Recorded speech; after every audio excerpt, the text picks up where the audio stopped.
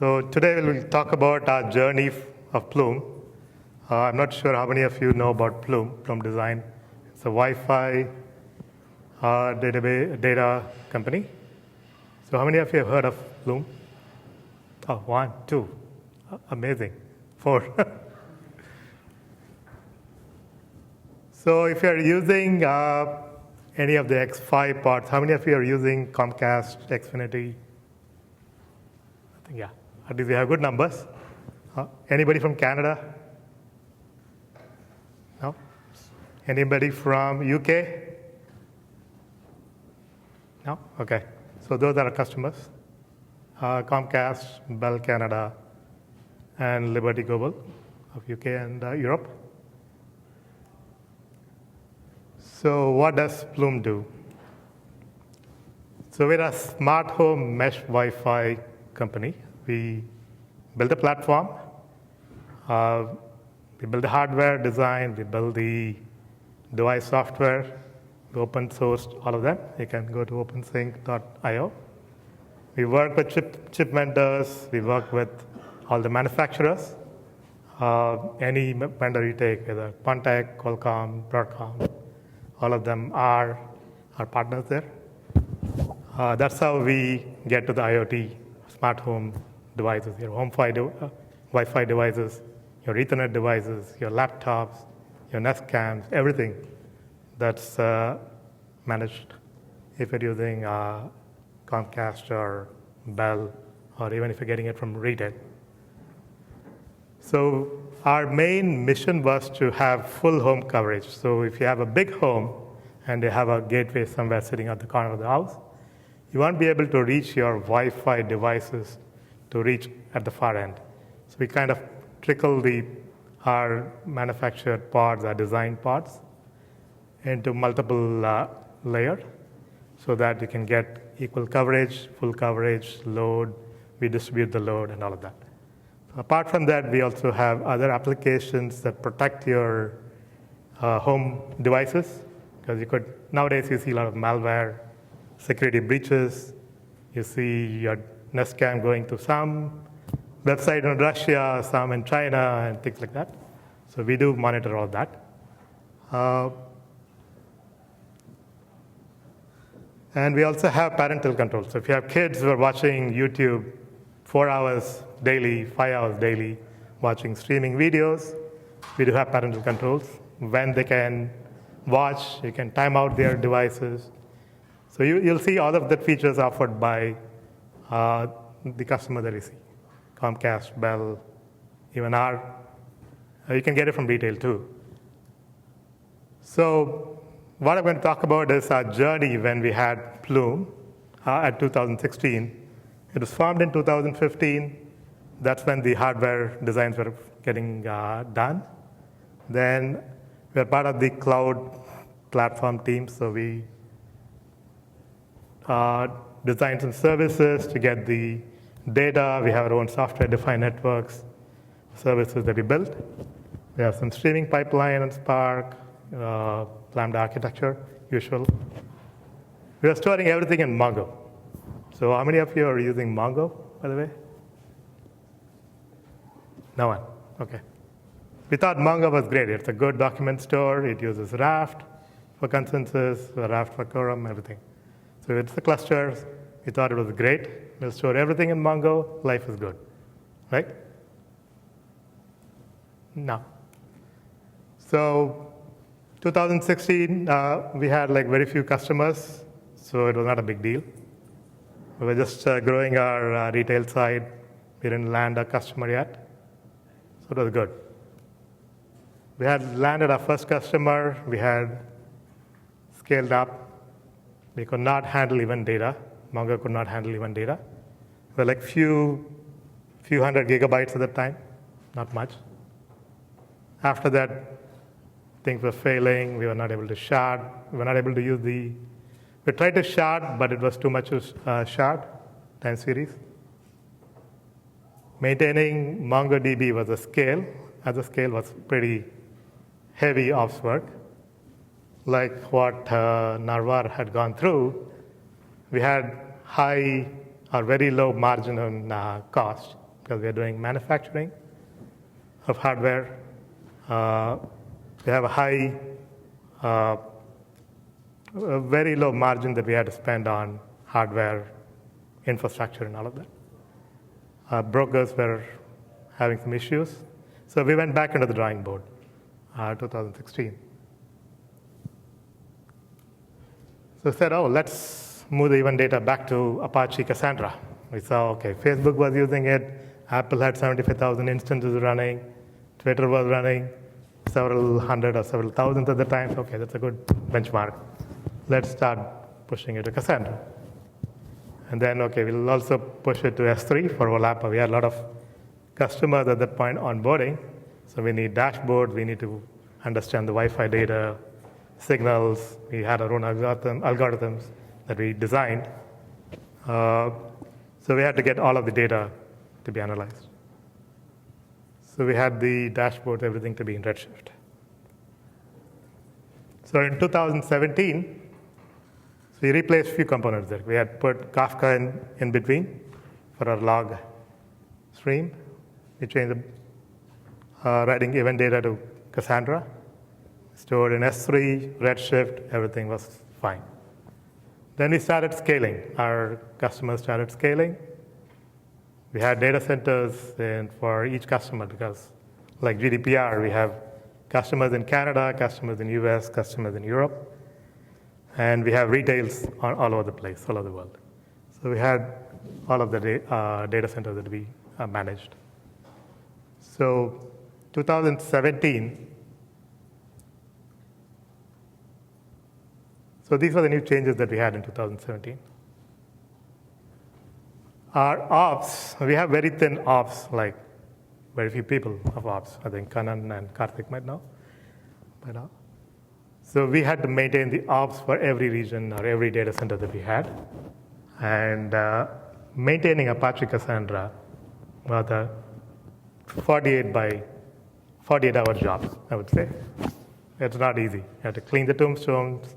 You have to keep refreshing things. I had to do it from India when I was in vacation, so that was a pain. It was also expensive because you're pretty much having it's a good one for small scale, but not at the scale that we're talking about. So we went back again to the drawing board. Okay, let's take out Cassandra. And then let's use Redshift for now for our OLTP. And we know that, okay, Redshift is not an OLTP tool. Let's do it for now until we come back with a new database. That's what we decided. We knew Redshift doesn't do good performance on reads. It's got a 50 queue slot. It's got a 500 connection limit. We knew all about that. So that, okay, let's go back to the drawing board. Look at all the databases that are there. So we did a benchmark of pretty much Influx, Timescale, ScyllaDB, Google Spanner, Phoenix, Presto, and Yugabyte. And our requirements were same as yours: low latency, high throughput, cost should be low, managed, horizontally scalable, because we know that our customers are going to be scaling completely. Data should be cross-region, because we have some data that goes across region, not just cross-AZ, but cross-region. And we also have other use cases for ACID transactions. And it should be able to handle hundreds of terabytes, because pretty much all of the mobile clients access our data if you're using smart Wi-Fi. So this is where we came in at 2018. Okay, Google Spanner is good, it performs well. Only thing, it was too expensive. We did some numbers, we did some production data runs. So then we chose Yugabyte. Karthik and Kanan walked in 2018, end of 18, I think, right? Yeah, I think November, just before the Thanksgiving. So we started doing some, I did the benchmark for Yugabyte. I did for Google Spanner. I did for Phoenix. So there are some different numbers that we got. Yugabyte was promising because of all of the reasons, requirement that was met. And this was our ops per second every year, year over year. This is across our biggest operators, our Comcast, I'm not going to say who's what, but all our ISPs. We also have a retail side. So 2019, we are there. We're almost, can anyone guess how many nodes we are running total? Like, any guesses? I think about 250,000 per second. Any guesses? Any wild numbers? How much? 10? 10. You're ambitious. We're running under 60. 60 at 3-4x large. And if you look at how many we're doing about 27 billion ops per day. And this is for 2019 as of last month. And we expect it to grow about 5 times. That's our current scale. Our storage is also about 25 terabytes, just with a replica of 3, and then I think running under 30% CPU. We have data centers in US, Canada. We run multiple nodes, so multiple clusters. And the latency should be,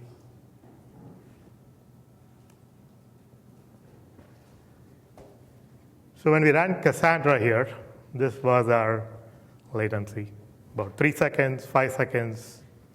People were complaining, apps were not working, they were not able to get the data. 2018 was a disaster because we put Redshift. We put some cache in between, but still it was not able to catch up. 40 seconds delay, 30 seconds. So 2019 was amazing. Like 30 milliseconds, 40 milliseconds is our total read insert latency. Hopefully, 2020 is going to be the same, I think, hopefully. Yes. We are betting on it. So from a retrospective, we were very happy with the decision of Yugabyte. We had some glitches. They were there. Kanan was there, even calling on Sunday night, Saturday night. Karthik was there.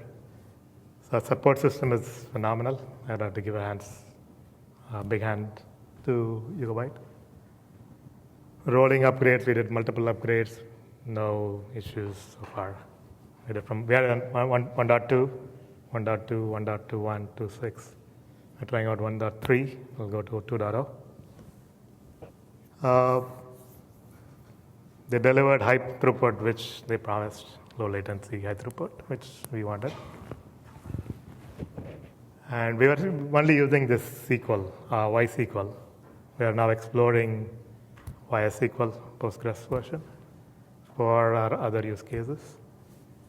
And out of the box, multi-region, multi-AZ. We did have use cases for multi-region. That was one of our requirements. We looked at DynamoDB. The cost was enormous. For our use case, it was like, we are still paying a lot, but it was still enormous. That was it. Any questions so far? So forward-looking, what we're planning to do. Yeah. How were you able to survive 2018, causing people to wait so long? Why did they stay with you? You must have been providing one heck of a service. We had a lot of patents in our Wi-Fi services. We were the number one. And made a lot of algorithms that are patented. And we had put in a caching layer just to get by. So that helped us survive, just to make the choice there. Any other? So our plan is to run Yugabyte in native containers, Kubernetes, and use some of the OLAP facilities that are being done in 2.0, 2.1, I think. That's our plan for the future. We still have Mongo, but that's more our state and small data store. That's pretty much what we keep. We're hiring, so anybody wants to look. Yeah.